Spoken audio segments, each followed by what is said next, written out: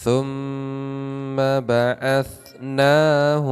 لنعلم أي الحزبين أحصى لما لبثوا أمدا. Setelah berlalu 309 tahun, thumma kemudian ba'athnahum kami bangunkan para pemuda yang tidur dalam gua. Kami bangunkan setelah 309 tahun tertidur dibangunkan. Ibu paling kuat tidur berapa tahun?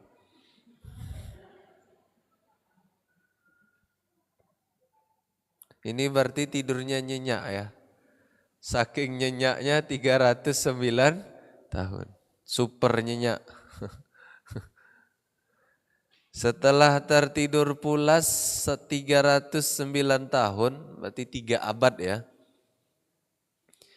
Maka kami bangunkan mereka para pemuda itu. Kenapa dibangunkan? Lina'lama ayyul hizbaini ahsa lima labithu amadu. Berdiskusi kita ini berapa lama. Maka Allah bangunkan mereka, ketika bangun terbagi 2 kubu, 2 kelompok. Mereka selisih paham, selisih pendapat. Berapa lama kira-kira kita tidur? Berapa lama kira-kira kita tidur? Nanti ayatnya itu kita ketemu nanti Bapak Ibu tuh ya. Sampai ke ini.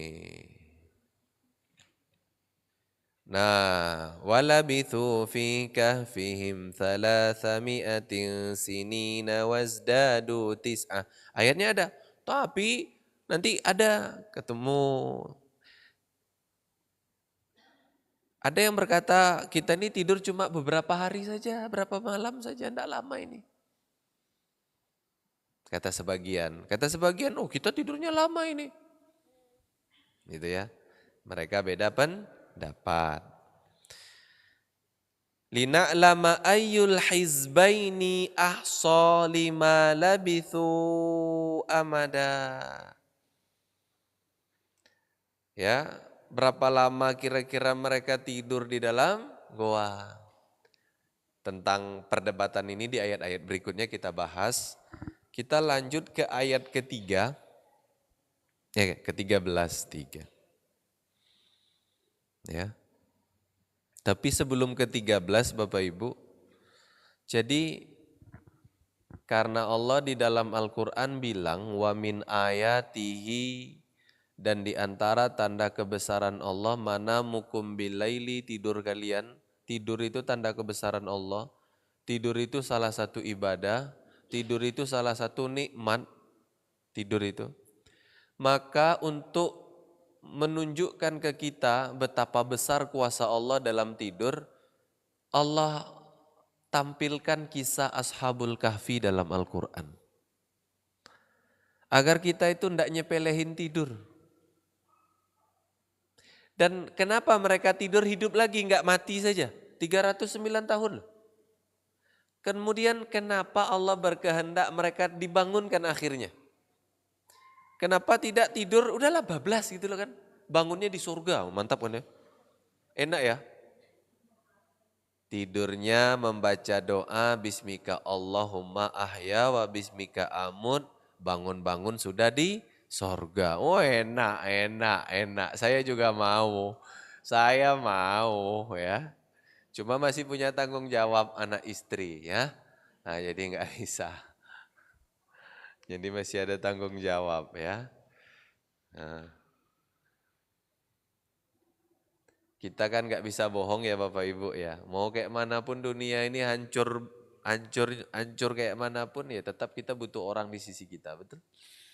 Nah, jadi saya berbaik sangka, saya hidup ini karena masih berguna, begitu Bapak Ibu ya. Harus begitu ya. Sama Bapak Ibu juga gitu ya. Kenapa kita tidur masih dibangunkan ya? Masih berguna kita ini. Nah, Ashabul Kahfi ini tidur 309 tahun itu lama Bapak Ibu. Kenapa kemudian Allah masih berkenan mereka dibangunkan, summa ba'atsnahum. Kenapa mereka diperkenankan bangun? Allah pengen kita ngambil pelajaran. Ya. Tidur ini sesuatu kebesaran Allah. Tidak bisa dianggap remeh. Ya. Ibu coba lihat siklus. Anak kecil masih bayi tidurnya lama, betul? Sehari itu Bu, anak bayi itu bisa tidur itu mungkin ya, mungkin. Mungkin 20 jam per 24 jam, mungkin begitu ya, mungkin lah. Minimal 15 jam per 24 jam sehari semalam anak kecil itu. Bayi ya. Bangun-bangun nenen tidur melek. Ngajaknya main tuh sebentar aja. Nggak peduli tamu ibu presiden. Dia tetap tidur, betul? Sekarang sudah nggak bayi, sudah nggak remaja, sudah nggak dewasa, sudah senior Bapak Ibu. Yang sudah senior, bisa nggak tidur lama-lama? Mama saya itu Bu cerita. Aku mau tidur jam 12, tidur jam 11, dia bilang. Jam 4 tuh bangun aku. Paling lambat itu dia bilang. Ya kalau kebiasaan jam 2 bangun. Kenapa Mak? Saya bilang. Tak bisa tidur lama-lama. Lihat.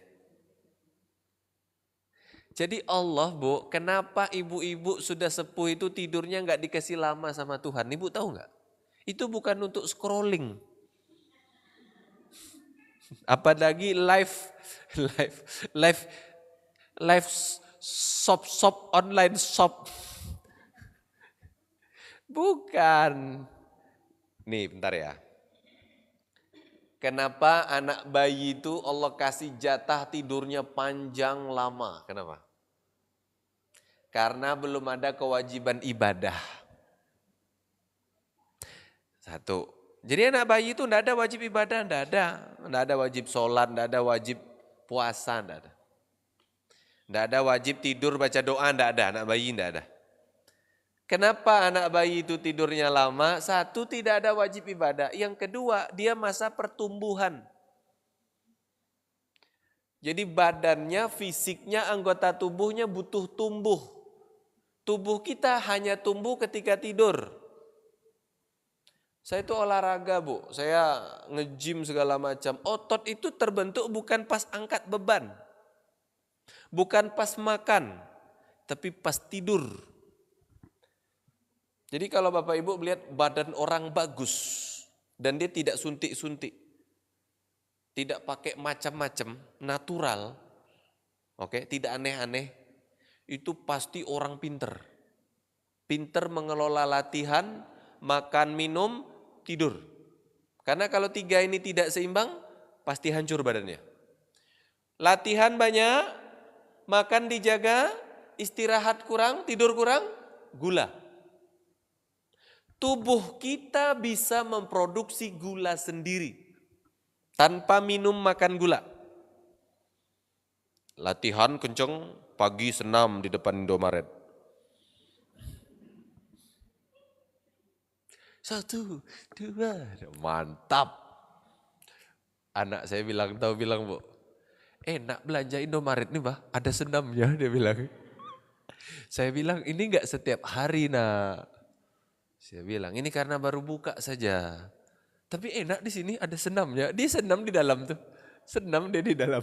Di dalam Indomaret tuh sambil belanja senam dia. Ya. Senang dia. Enak Indomaret ini ada senamnya. Kan Indomaret enggak ada senamnya kan ya yang lain. Enak yang ini ada senamnya. Bapak Ibu, pagi-pagi jalan. Terus senam. Sore-sore senam di depan apa itu? Di rumah Pak Sigit itu saya lihat ya. Ibu-ibu senam. Enggak apa-apa, bagus, sehat. Saya suka melihat orang sehat. Pagi ibu jalan 1 jam misalkan. Pulangnya enggak ngerti lah bawa apa jajanan.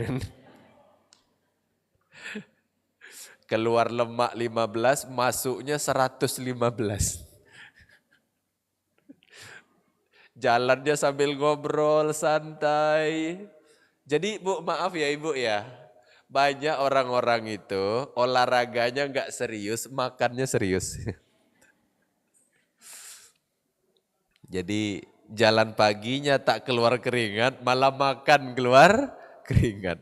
Wah enak ini gitu ya. Aduh. Ya. Jadi kalau kita itu olahraga pagi sore, makan minum dijaga, enggak minum gula, enggak konsumsi gula, makanannya dijaga. Tapi istirahat kurang, kita tetap bisa kena gula. Kenapa? Badan kelelahan, kecapean bisa memproduksi gula. Bisa. Ya perkara banyak sedikit saya tidak tahu Bapak Ibu. Tergantung masing-masing ya. Tidur ini istimewa. Lah kenapa anak kecil itu Allah kasih jatah tidurnya banyak, panjang. Jadi tolong, kalau punya anak kecil kalau bisa tidurnya banyak, kalau bisa. Kalau pengen dia tumbuhnya bagus, kembangnya bagus. Tumbuh itu fisik, tumbuh itu fisik ya, kembangnya psikis. Psikis itu kejiwaan, mental. Ya. Nah, kalau pengen anak kita itu tidurnya pertumbuhannya bagus, perkembangannya bagus, tolong tidurnya banyak. Kenapa? Jadi dikasih jatah panjang oleh Allah, makanya dia tidak wajib ibadah. Anak kecil tidak ada wajib ibadah. Ya, enggak sholat, enggak apa-apa, enggak usah sholat malah. Anak kecil sholat ngapain? Masih umur 1 tahun dipaksa sholat, bahaya sekali kan. 1. Bergeser, yang tadi tidurnya mungkin 20 jam, kurang jadi 15, kurang jadi 12 ya. Kurang jadi cuma 8 jam. Kalau sudah remaja dan dewasa, tidur terbaik itu 6-8 jam. Itu terbaik. Sehari semalam sudah dijumlahkan. Tidur siang, tidur malam 6-8 jam. Terbaik. Jadi Ibu kalau tidur siang 2 jam ba'da zuhur, kan anggaplah 12:30 tidur ya. Kan zuhur selesai. Ibu tidur 12:30, 2:30 bangun persiapan asar, 2 jam ya. Maka tidur malam jangan lebih dari 6 jam. Kalau kelebihan tidur juga tidak baik kalau kita sudah dewasa. Oke, tidur terbaik. Bergeser terus waktu, Bapak Ibu sudah sepuh, sudah tua, tak bisa lagi tidur lama-lama. Kenapa Allah setting, Allah kasih jatah, orang kalau sudah tua tidurnya tak bisa lama, kenapa? Memberi kesempatan untuk banyak-banyak ibadah. Dan Bapak Ibu tuh udah gak tumbuh kembang lagi, paham? Ya, aku pengen tambah tinggi. Umur sudah 70, tak bisa. Mau tidur 4 hari 4 malam enggak tambah tinggi. Ya, gitu-gitu aja. Sebentar. Kalau ini ada sains. Ada paper ilmiah. Rupanya untuk menambah umur itu bukan menambah tidur. Mengurangi makan. Ya, mengurangi makan. Jadi sering-seringlah buat perutnya kelaparan. Panjang umur. Bisa dipahami Bapak Ibu? Nah, bukan banyak-banyak tidur, jangan salah paham. Aku sudah umur 50 nih, aku pengen tambah panjang umur, tambah tidur, enggak bisa. Banyak-banyakin makan, enggak bisa. Enggak bisa. Nah, kemudian kata Allah, kami bangunkan para pemuda itu dari tidur panjang, ya, agar tahu siapa pihak yang benar berapa lama mereka tidur. Kemudian Allah bilang, ayat 13. Nahnu naqussu 'alaika naba'ahum bil haqq. Kami kisahkan Kami ceritakan tentang para pemuda yang sembunyi di dalam goa, di dalam Al-Quran kami ceritakan dengan benar. Jadi cerita Al-Quran ini diceritakan dengan benar. Innahum fityatun amanu bi rabbihim. Sesungguhnya mereka itu adalah para pemuda yang beriman kepada Tuhan mereka Allah. Ya, mereka ini orang-orang beriman, Allah kasih mukjizat tidur 309 tahun. Ya. Karena mukjizat inilah mereka setelah bangun, setelah mereka diskusi berapa lama mereka tidur, dapatlah angka. Ini sebuah mukjizat, ini bukan tidur yang biasa. Apa yang terjadi? Wazidnahum huda. Maka kami tambahkan untuk mereka hidayah. Jadi Bapak Ibu, mukjizat itu dimiliki, didapat oleh Nabi dan Rasul. Mukjizat kalau sampai ke manusia biasa namanya karomah. Kalau ada manusia bukan nabi tapi soleh, alim, maka apa itu mukjizat atau karomah? Adalah pertolongan Allah yang sifatnya luar biasa dan tak bisa diulang-ulang. Nah, catat. Mukjizat kepada Nabi, karomah kepada bukan Nabi, manusia biasa yang soleh dan alim. Maka apa itu mukjizat dan karomah?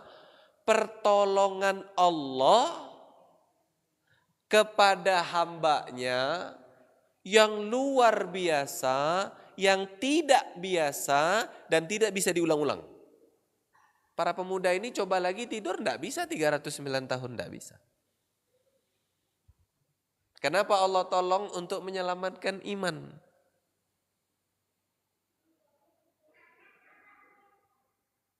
Saya tidak tahu ya nama berapa generasi itu ya. Di kampung saya terkenal dengan nama Datuk Garin ya. Orang soleh. Saya lupa ya, beliau ini generasi keberapa di atas saya. Kakek saya Bapak Ibu. Jadi beliau ini dulu orang soleh, orang alim. Pernah satu kali. Ya, satu kali ini diceritakan nenek saya. Wallahu a'lam bishawab, ini valid atau tidak saya tidak tahu. Tapi ini ketika diulang lagi tidak bisa.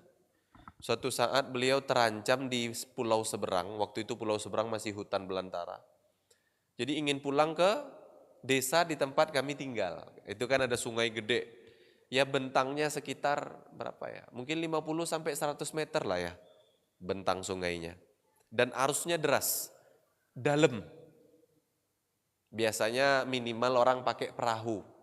Waktu surut, saya pernah menyeberang sungai ini berenang. Waktu kecil, waktu surut, airnya lagi dikit, jadi mungkin tidak sampai lah 50 meter ya, paling mungkin 30 meter.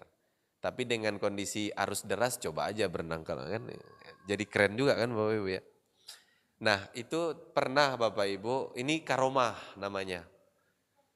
Jadi beliau itu nggak ada perahu, tapi terdesak, tertekan, terpaksa harus nyebrang karena bahaya, terancam.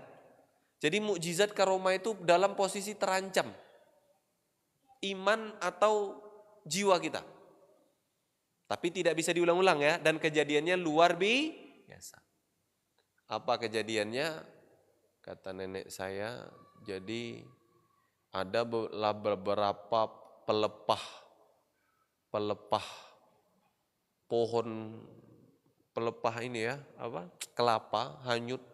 Itu diambil, beliau menyeberang lah pakai pelepah itu. Bisa sampai ke seberang. Enggak tahu saya itu pasti atau tidak, saya enggak tahu. Itu kisah kok aneh. Oke, aneh. Kita kan bicara karomah itu ada tapi tak bisa diulang-ulang. Dengan syarat orang yang mendapatkannya soleh dan alim. Amal ibadahnya bagus, ilmunya banyak. Oke. Hasan al-Basri. Pernah beliau ditantang berdebat dengan seorang ateis tak percaya Tuhan. Mau menyeberang tak ada perahu, tak ada kapal, tak ada sampan. Hanyutlah beberapa keping papan. Beliau berdoa, ya Allah jadikanlah kepingan-kepingan papan ini menjadi sampan. Betul, menjadi sampan dan beliau pakai untuk menyeberang. Sampai ke seberang berdebat dengan orang ateis yang tak percaya adanya Tuhan. Pakai apa Anda nyeberang, kata orang ateis. Tadi ada beberapa keping papan. Karena nggak ada lagi sampan kapal untuk menyeberang, ya sudah aku berdoa kepada Tuhanku agar papan ini merakit menjadi satu, menjadi sampan. Tiba papan ini merakit menjadi satu, menjadi sampan, kata Hasan al-Basri. Apa kata orang ateis? Tidak mungkin. Tidak mungkin ada sesuatu tanpa ada yang membuatnya. Nah, kata Hasan al-Basri, nah orang ateis kan tak percaya ada Tuhan Bapak Ibu ya. Nah, kalau tidak mungkin sesuatu ada tanpa ada yang membuat, mungkin tidak dunia ini ada tanpa ada yang buat. Patah pendapat orang ateis, betul? Ada lagi tak karomah di zaman dulu yang riwayatnya sahih? Ada. Pasukan Umar bin Khattab ketika mau menyeberang sungai. Tak ada kapal, tak ada sampan, tak ada perahu. Mereka menyeberangi sungai, naik kuda tanpa tenggelam. Pas pergi karena terdesak musuh. Nyebrang lagi karena tidak terdesak, tak dikejar musuh, tidak terancam. Nyebrang lagi tak bisa. Itulah namanya mukjizat atau karomah. Pertolongan Allah karena posisi kita terancam, yang dia sangat luar biasa, tidak biasa, dan tidak bisa diulang-ulang, hanya dapat sampai ke orang soleh, orang alim kalau manusia biasa, para nabi. Kalau nabi namanya mukjizat, kalau orang biasa bukan nabi, tapi dia soleh dan alim namanya karomah. Kalau orang dapat karomah atau kita menyaksikan, apa kata Allah? Wazidnahum huda.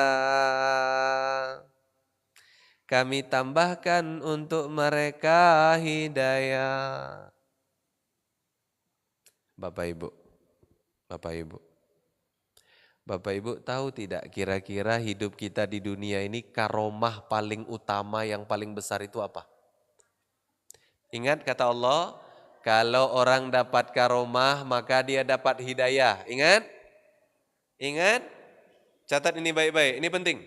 Surat Al-Kahfi ayat 14. Kata Allah, karomah, mukjizat itu jalan hidayah. Mengundang hidayah datang ke kita. Jadi kita dapat hidayah. Allah tambah kepada kita hidayah. Pengen hidayah bertambah? Dapat karomah. Saya tanya, apa karomah paling besar dalam hidup kita? Ada kira-kira? Melahirkan? Orang juga melahirkan, bukan hanya ibu, betul? Mohon maaf, jangan tersinggung. Ada yang melahirkan sampai 11 kali, berarti bisa diulang-ulang ya? Bisa ditentukan tanggalnya kan sekarang? Berarti nggak bisa ya karomah ya? Itu biologis manusiawi, karena hewan juga bisa, betul? Oke, nggak bisa karomah. Apa karomah? Teragung, karomah terbaik yang paling utama yang ada dalam hidup kita. Dan rupanya kata Allah, orang kalau dapat karomah, hidayahnya bertambah. Mantap. Ini bagus, ada teori nanti masalahnya. Ada yang tahu? Kata Ibnu Abbas dalam kitab Aulia Allah, ditulis oleh Imam Asy-Syaukani. Ibnu Abbas berkata, min a'zamil karomah al-istiqomah. Karomah yang Allah beri kepada manusia biasa, yang dia alim, yang dia soleh, pertolongan Allah yang luar biasa, pertolongan Allah yang tidak biasa, yang Allah berikan kepada manusia biasa, bukan nabi atau rasul yang menjadi utusan Allah, adalah istiqomah.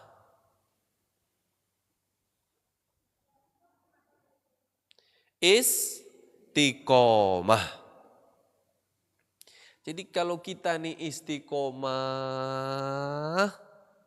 dalam sebuah amal kebaikan, hidayah bertambah. Datang seorang perempuan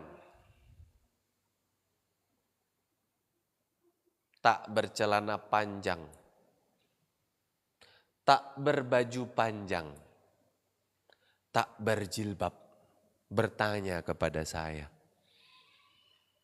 Ya, celananya cuma setengah paha, agak naik sedikit, dan ketat. Asik ibu-ibu. Ketat. Tidak sampai setengah paha, naik pula ke atas sedikit. Susah juga ya. Bapak-bapak jangan dibayangkan ya. Mas Tino mungkin tahu lah ya. Bajunya cuma maaf ya. Maaf kayak kutang. Ya. Datang ke saya. Ustadz, kaget. Astagfirullah, Ustadz. Kalau yang memanggil itu berjilbab, Ustadz, enak. Kalau cuma tak berjilbab manggil Ustadz, santai. Kalau pakaiannya kayak gini manggil Ustadz, waduh. Ampun Tuhan.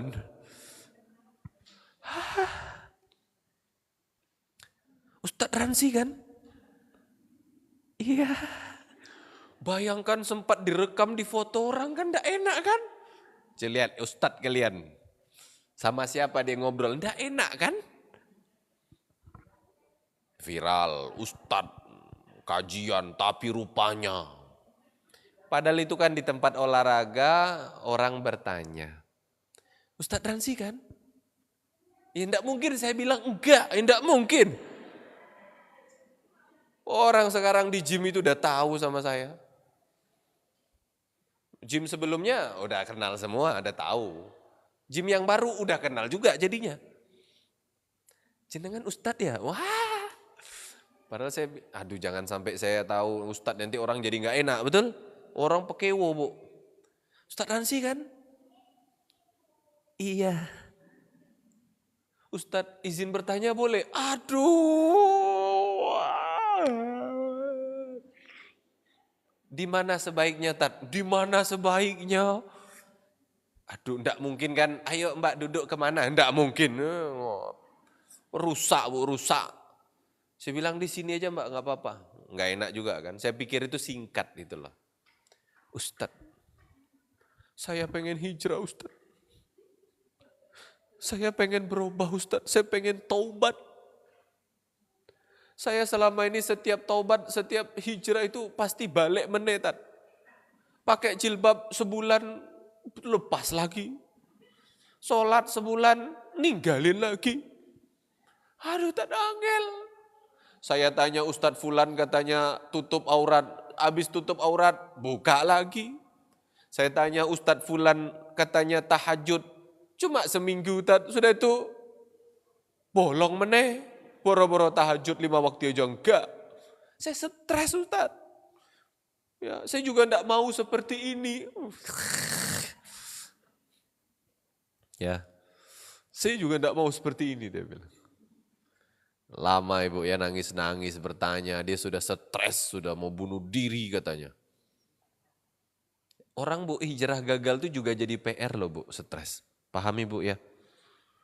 Ibu tahu jawaban saya gimana? Tidak sama dengan ustadz lain. Mungkin kalau kebanyakan ustadz akan jawab jaga tahajud. Tutup aurat, wajar mbak. Gimana mau hijrah bener aurat aja kebuka kan itu kan. Tidak mungkin kan saya bilang pakai bahasa-bahasa kuat ya. Tidak mungkin jalan kebenaran terbuka kalau aurat masih terbuka. Oh tidak mungkin ya. Ya. Jalan kebenaran tertutup kalau aurat terbuka gitu kan. Mau jalan kebenaran terbuka, aurat tertutup. Enggak begitu, sok-sok kuat-kuat. Kuat enggak berguna. Enggak tepat sasaran, paham Bapak Ibu? Saya tidak ada bilang, wajar mbak susah hijrah, aurat terbuka, enggak. Jaga tahajud, enggak juga. Haji umroh, enggak. Sedekah, enggak. Materi kita. Jawaban saya selalu sama di mana-mana. Kalau orangnya seperti itu. Jawaban saya adalah, mbak, tidak usah dulu fokus ke tahajud, saya bilang. Untuk sholat 5 waktu di rumah saja, sebisanya, semampunya, sholat. Ya, masalah aurat kembali kepada kemampuan, saya bilang. Terlalu cepat berbahaya. Naik tangga, langsung lompat 10 tangga, itu berbahaya. Paham?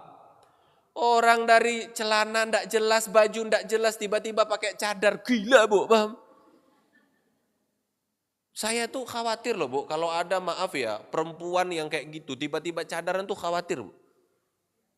Iya kalau bisa bertahan, kalau tidak. Lah kejadian yang tidak tuh kan banyak masalahnya. Saya bilang masalah aurat pelan-pelan saja. Sholat ndak usah ke tahajud dan sunnah, fokus wajib dulu. Udah itu dulu aja saya bilang. Terus apa Tat? Kalau bisa ada satu perbuatan positif, amal soleh, perbuatan yang benar, yang Mbak suka, benar, Mbak suka, istiqomah.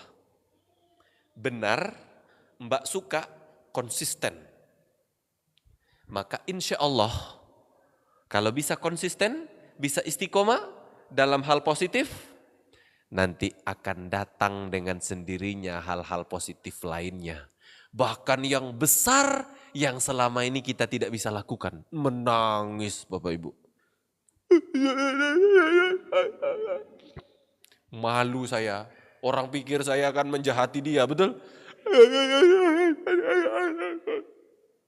Selama ini saya belum pernah mendengarkan jawaban ini Ustaz.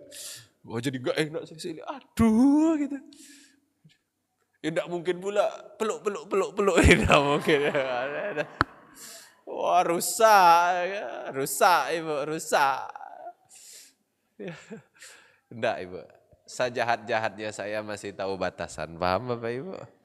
Saya masih tahu lah, jangankan menyentuh, menatap saya enggak berani, paham Ibu ya? Jadi selama ngomong itu mata saya melihat lantai Bapak Ibu. Inilah pelajaran waktu dulu saya kecil, bapak saya marah, saya tidak berani menatap. Jadi orang Sumatera itu Bapak Ibu kalau marahnya ngeri kan Bapak Ibu ya. Jadi dari kecil sampai sekarang Bapak Ibu, kalau ayah saya marah saya tidak berani melihat wajahnya. Karena dalam kebiasaan kampung saya, kalau seorang bapak marah ke anaknya dan anaknya menatap wajah bapaknya itu melawan namanya. Nantang namanya, paham Bapak Ibu? Oh jadi kecil kalau saya marah tuh gini. Rupanya ada pelajaran hikmahnya. Apa hikmahnya? Jadi kalau orang tidak boleh dilihat auratnya segini. Di akhir terseliplah pertanyaan aneh sekali. Ustadz dari tadi cuma melihat lantai, nggak melihat saya ini nggak menarik ya Ustadz? Bukan Mbak, saya jaga pandangan, saya bilang. Saya ini laki-laki yang tidak sempurna. Nauzubillah nanti nggak baik, saya bilang.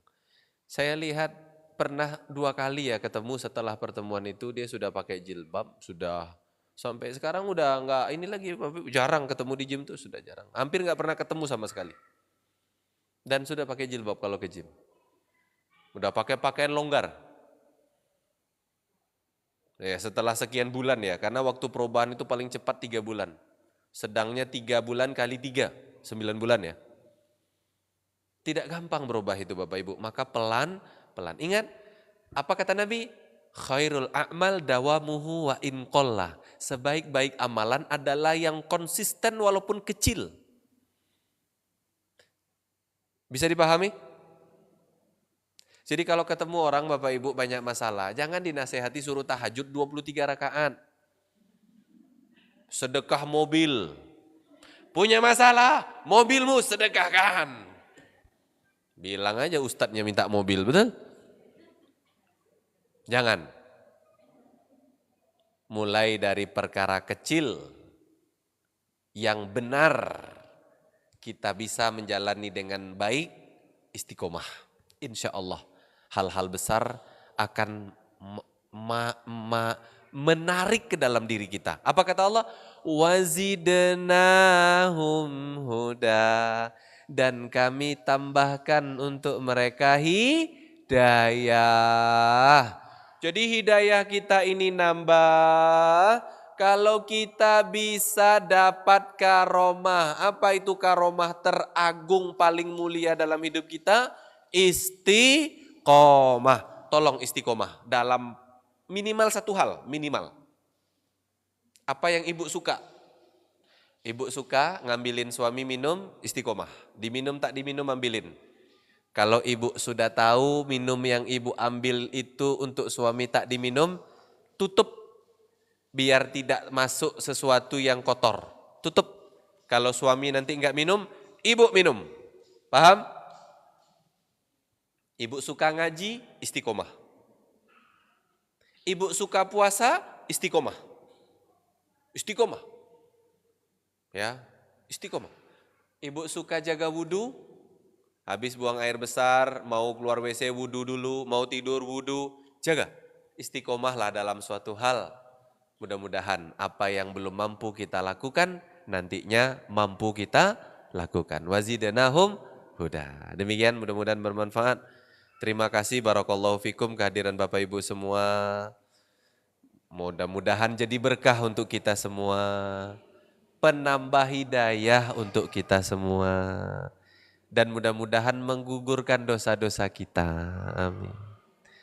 Selanjutnya mohon maaf karena pasti banyak salah dan kurang dari kami pribadi. Hati-hati di jalan, jaga kesehatan. Kita tutup dengan kafaratul majelis. Subhanaka Allahumma wa bihamdika asyhadu an la ilaha illa anta astaghfiruka wa atubu ilaik. Assalamualaikum warahmatullahi wabarakatuh.